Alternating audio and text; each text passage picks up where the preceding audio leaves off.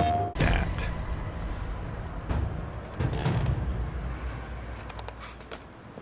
Hello viewers, Gran Turismo here.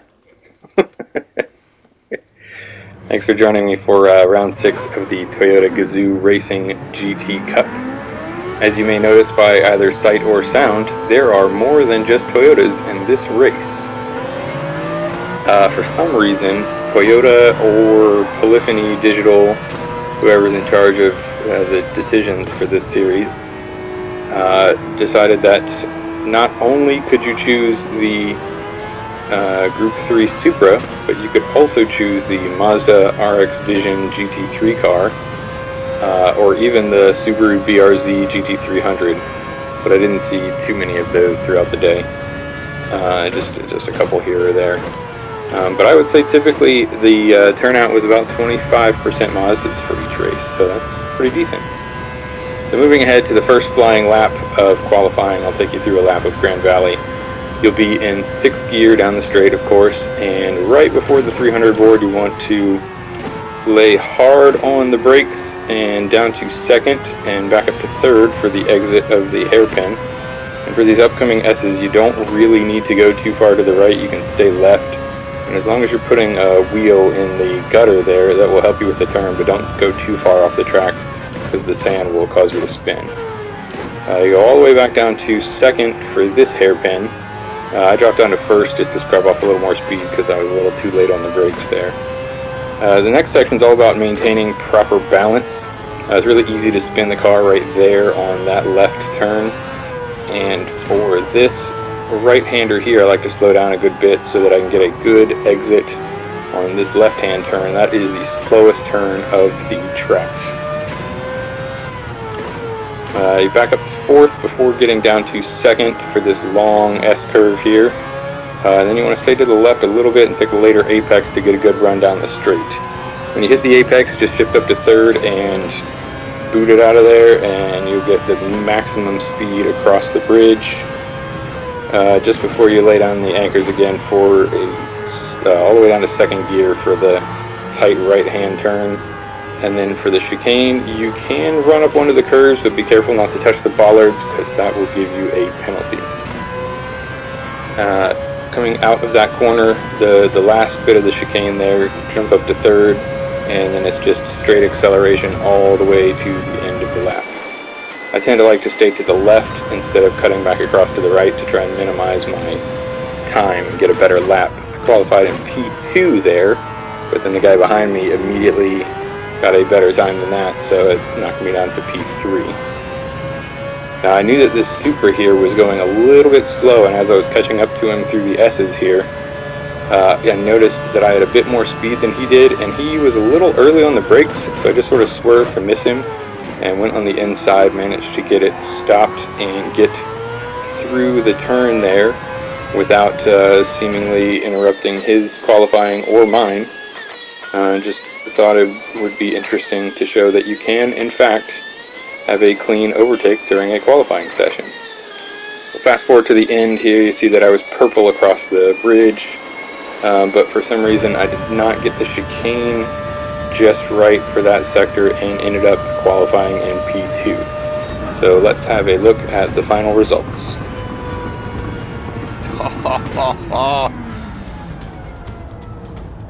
I hit a 147 though. Ran my best time yet. King Pit Dogs here. He's gonna be streaming on YouTube. Oh, hey, nice. You got a decent time there, bud. Oh, and then people gotcha. Not bad though. You qualified at 9th. Maybe Frumpy Dumper Lover won't beat him. Oh man, Frumpy Dumpy Lover got 3rd. Shit. Nice job. This is great though, that us driving these Mazdas are pretty fast. I can't believe that, man. So close. Very close indeed, with just 0.07 of a second keeping me from taking pole position this race. We got 15 laps. I'm thinking I could probably get half of that on softs, maybe. Being my first race of the day, I wasn't quite aware of the tire strategy, but I would just figure it out. Ah yes, and listen to those angry rotaries assert their dominance over the Supras, echoing through the tunnel here.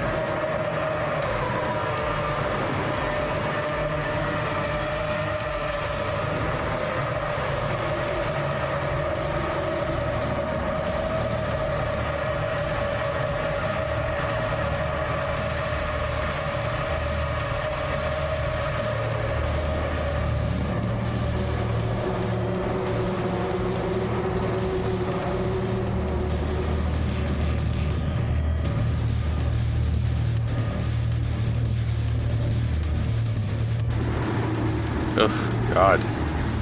His god-awful stickers all over everything.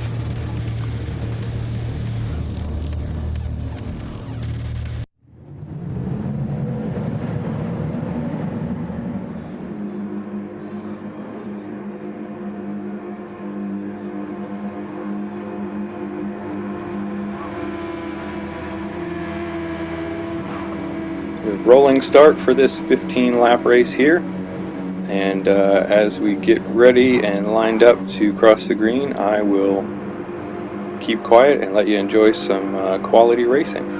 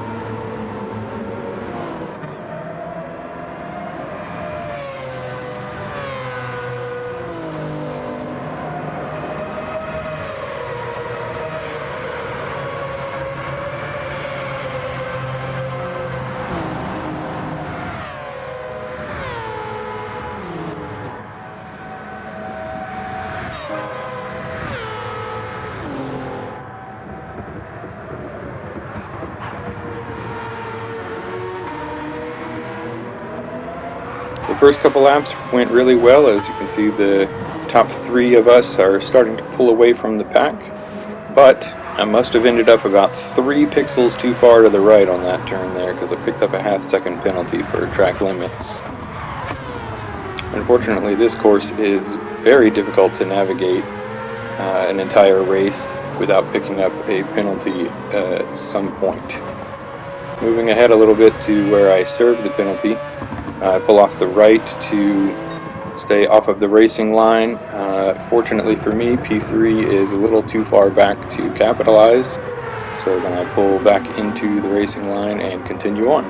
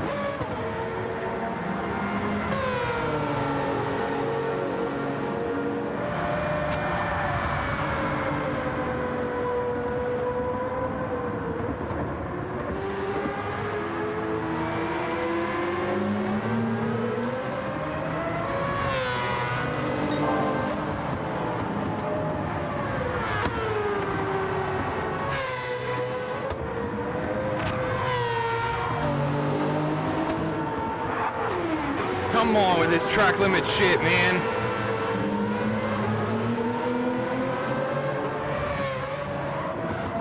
Picking up another half-second penalty is pretty frustrating, but more so this time around as I am losing ground to P3, and as I come around the corner I am going to pull off the racing line again, basically intending to concede the position at this point, but I see that he doesn't quite have the run on me by the end of the straight, so I defend the position on the inside and manage to hold him off for now.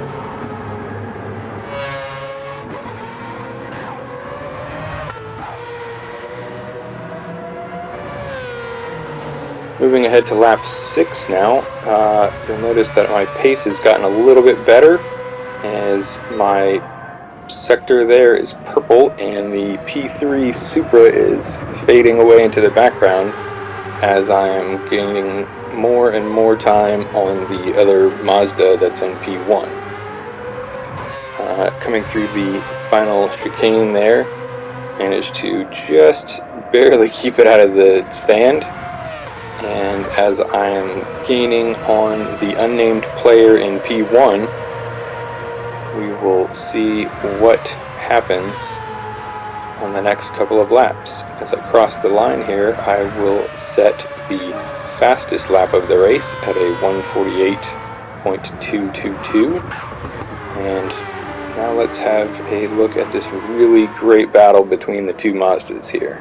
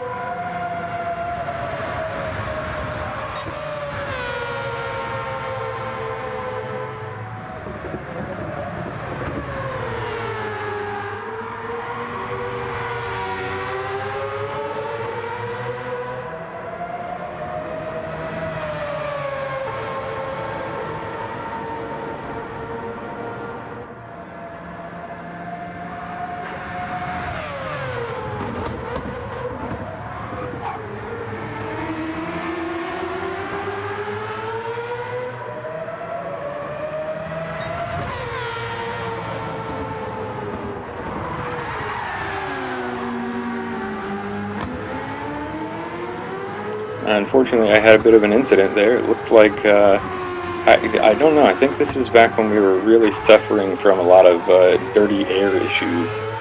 And so I just didn't have the downforce that I was used to through that turn. And it started to come around on me, but thankfully I saved it and didn't manage to lose too much ground. Now, tire wear may have played a small part in the loss of traction there, but I did go another 2 laps on these tires and didn't have any other issues or oversteer moments like that. But at the end of lap 10, I did decide to come in and pit for new tires.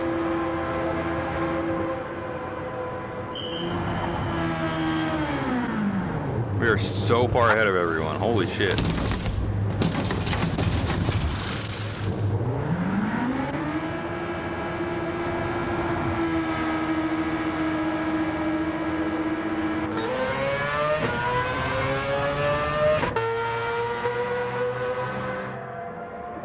Coming out of the pit, I thought I was going to have to defend a little bit against the guy right behind me, but he's on older, worn-out tires, and he also has a half-second penalty, so I don't really have to worry too much about him. So let's go ahead and skip forward a bit to the end of lap 12, where P1 finally comes into the pit. He's in the pit. He's coming out of the pit.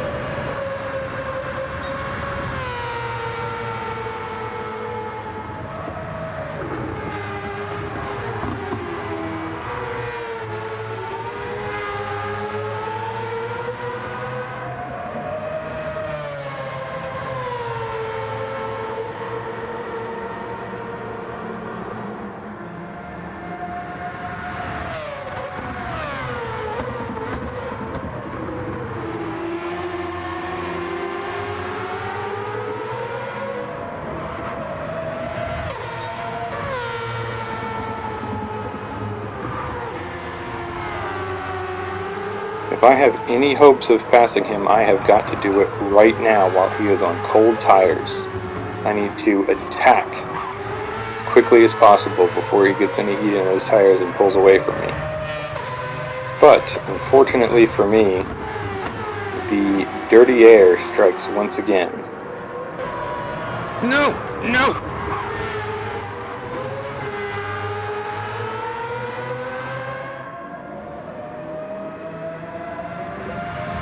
And with that sad news, we'll move ahead to the final lap, where I just managed not to catch him, and I will end up crossing the line with a P2 finish, which is not too bad. I'll take that from a first race and not even knowing the tire strategy. I did get a couple of wins later on in the day, but I wanted to share this race specifically.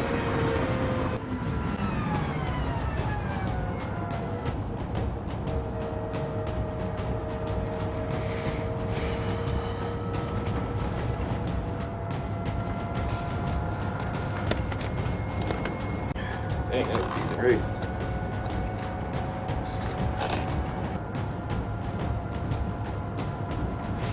Can't believe you held on to it. I thought for sure you would be slower when I was on fresher tires. But I did have the fastest lap. Hello?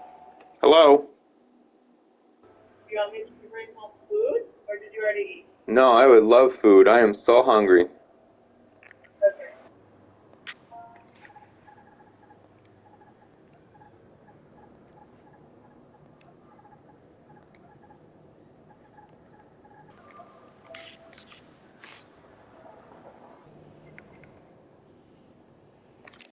PlayStation